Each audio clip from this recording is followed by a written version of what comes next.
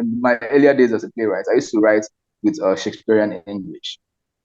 So I had a mentor then in school that asked me why I did that, and because I'm a strong fan of Shakespeare.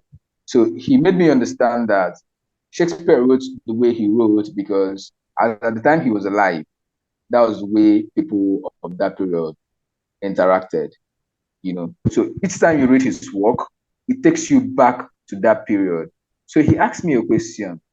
By the time I'm gone and people read my work, where would my work transport them? Now let's Yeah. move on from the theme of the movie to the technical aspects. There's one thing that I really liked. I even mentioned it in my review, which is the long takes. Okay. I mean those single takes rather.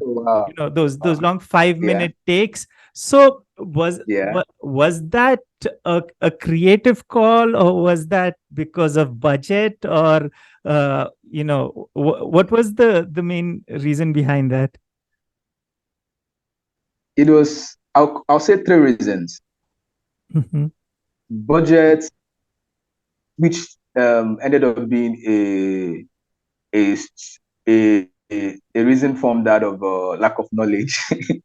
The second reason was I Okay. hate editing.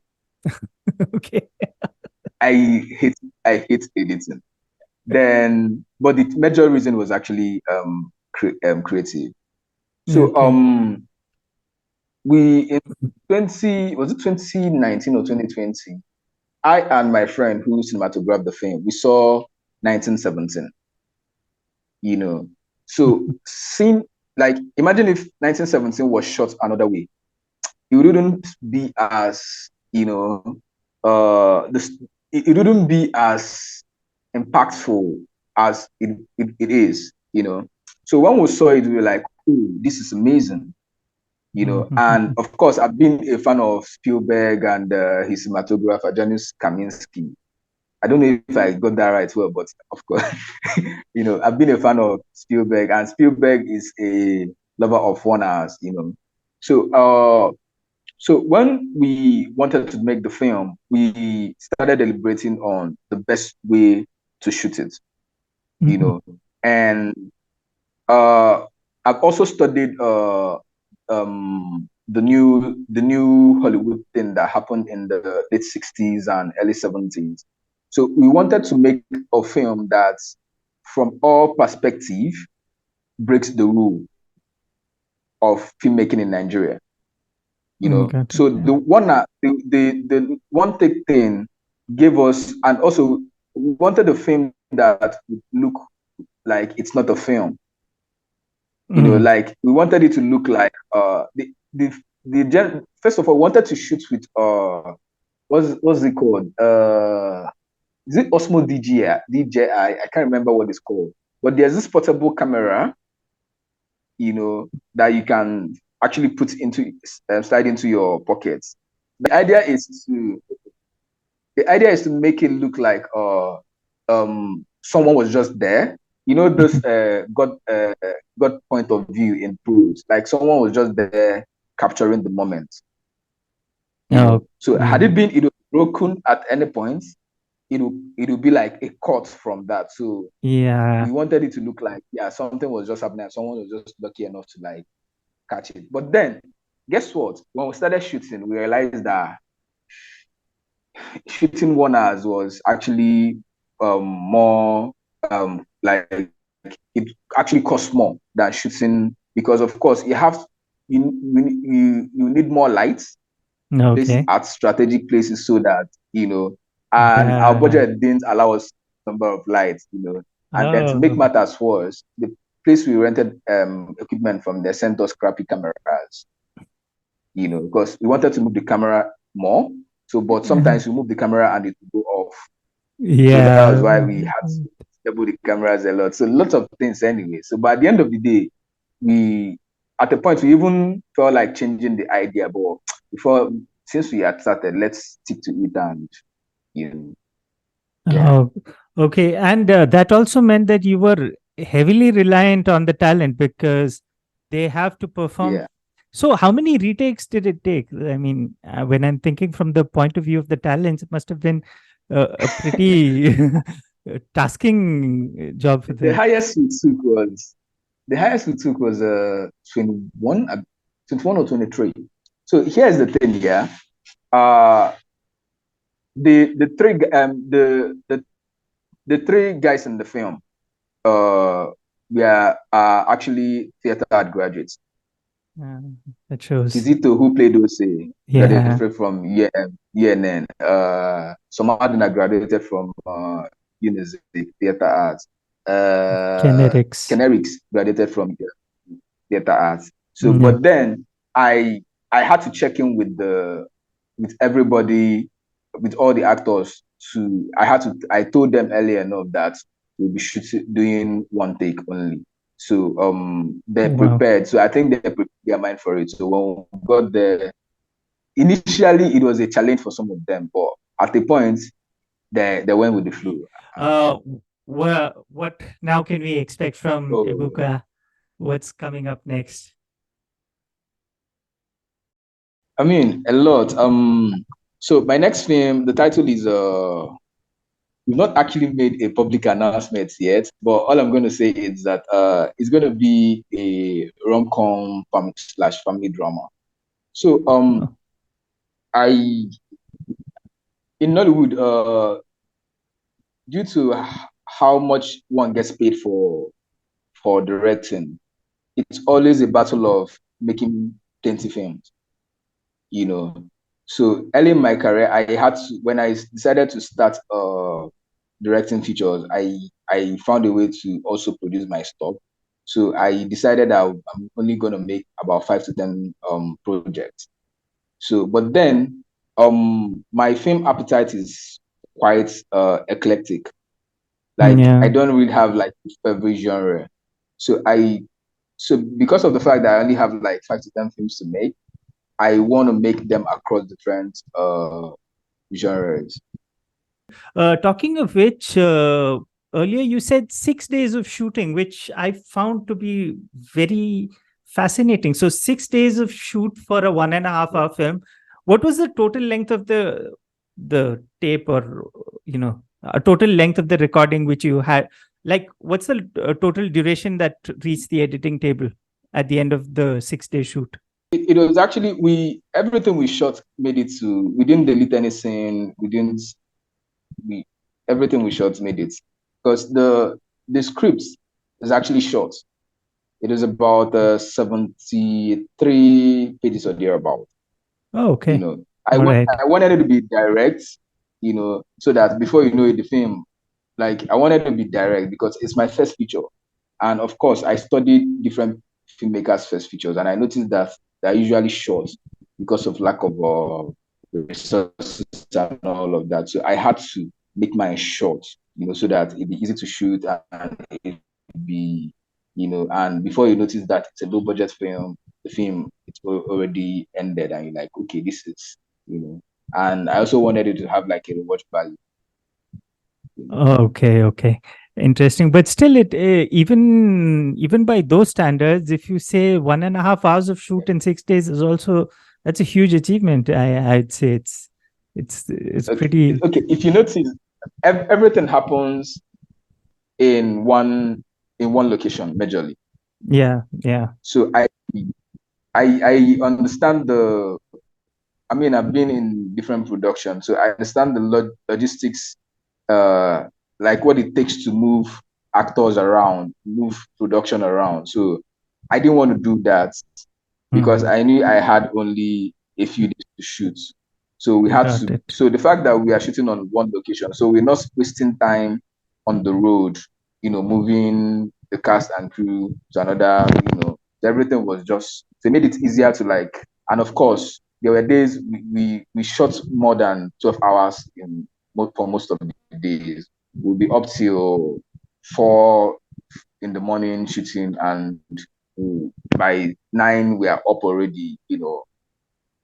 So I think that Mm, was why we were able to, you know, and got of course, my crew were very hardworking.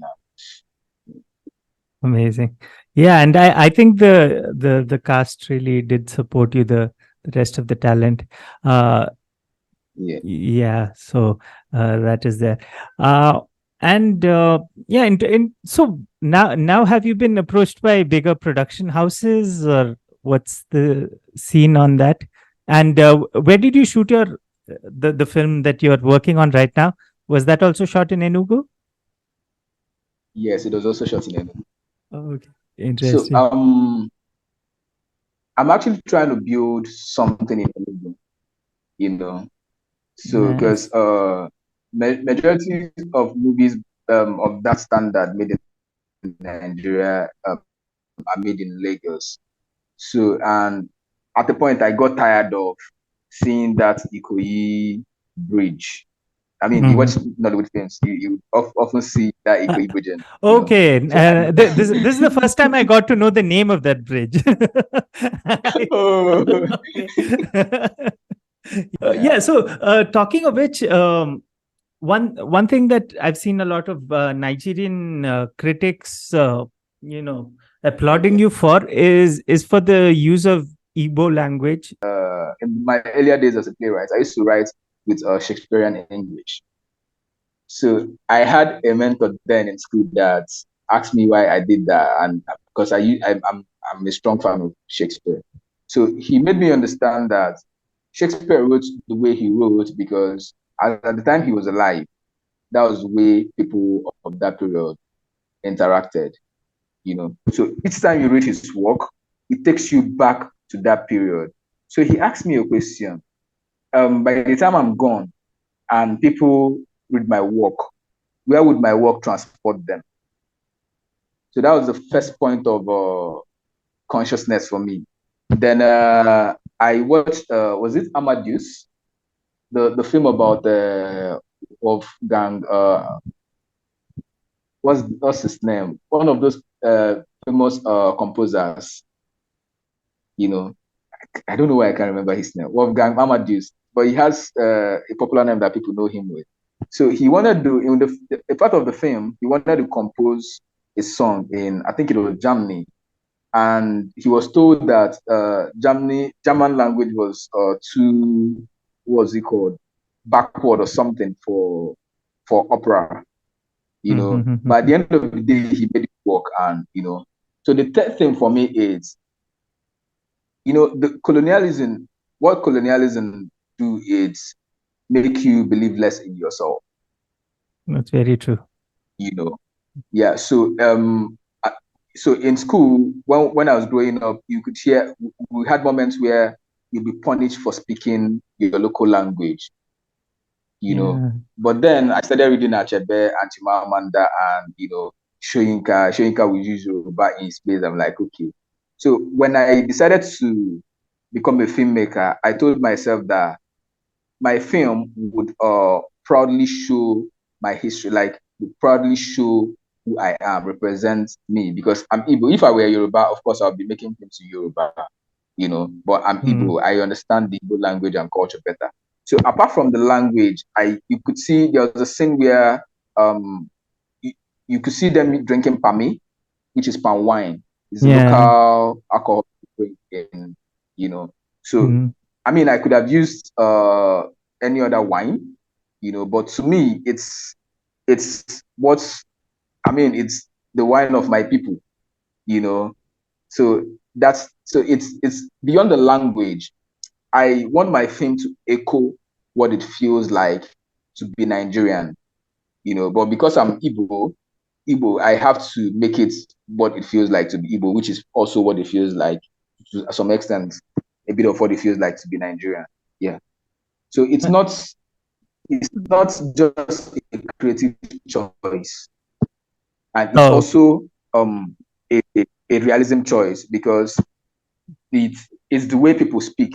Because some people in Nollywood would make films in complete Igbo, but then you could hardly see a young Igbo guy who speaks only Igbo. There's what we call Ingili Igbo, a mix of okay. Igbo and And English and English. all of that. So that's why you could see them mixing Igbo with Pidgin English. So it's also to make the work realistic. That's very interesting. Also, because one criticism I've heard from many Igbo language lovers is that it's hard for people to even Yeah, speak one sentence of Igbo without breaking into English, and that's something that exactly. even we in India we do identify with that, where we at least we'll Oh, need to throw in a few English words here and there. So yeah, those are well said. oh Uh, wow. but sorry. So wait, sorry to cut you short. That means Indians actually share a lot of have some similarities with Nigerian. Like, you know, Some is not the word. Shitloads.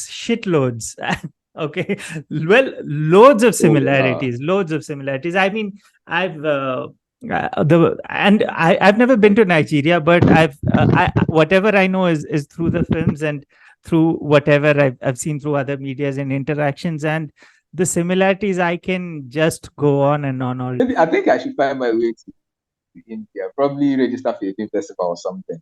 Because I'm having this conversation with you. It's renewing my love for India. You know, because I watch a couple of Bollywood films, but right now I actually want to visit, to understand the similarities more. You should. Maybe we'll go to a bar and you'll get some new insights from an Indian bar.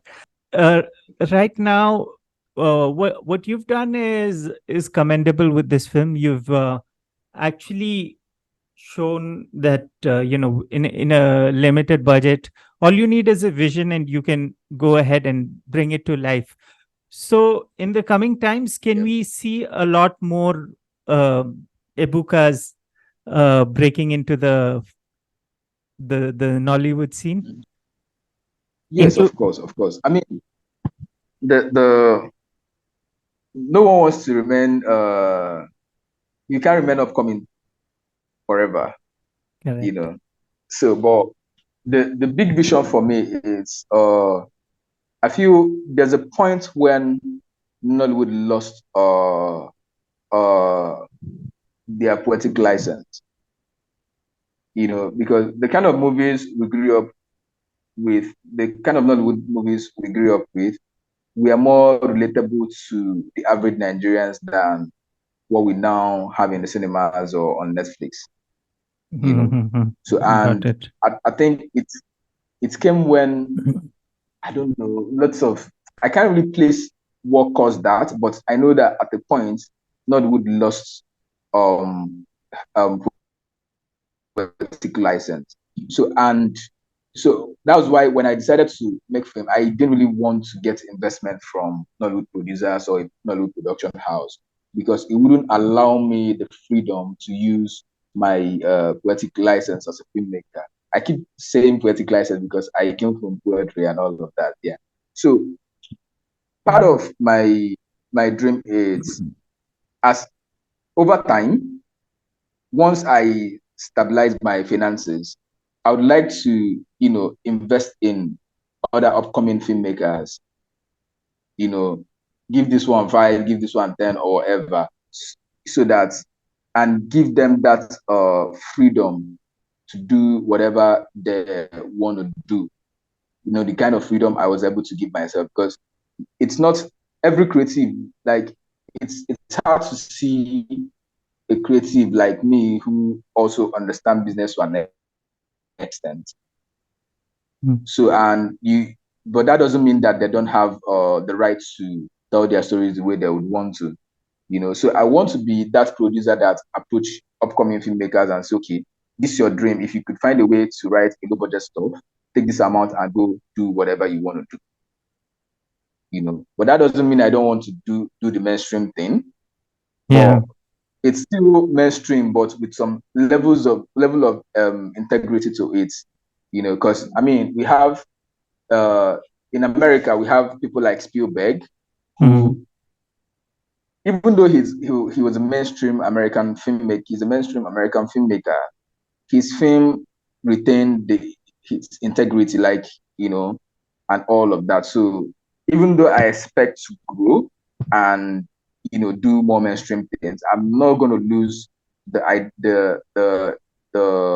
local flavor that my film have. I'm not going to make films where everybody speaks English or speak only Igbo. I always want to, give that blend. Thanks a lot for your time, Ebuka. It was great having you, and I had great fun. Thanks a lot. It's a pleasure.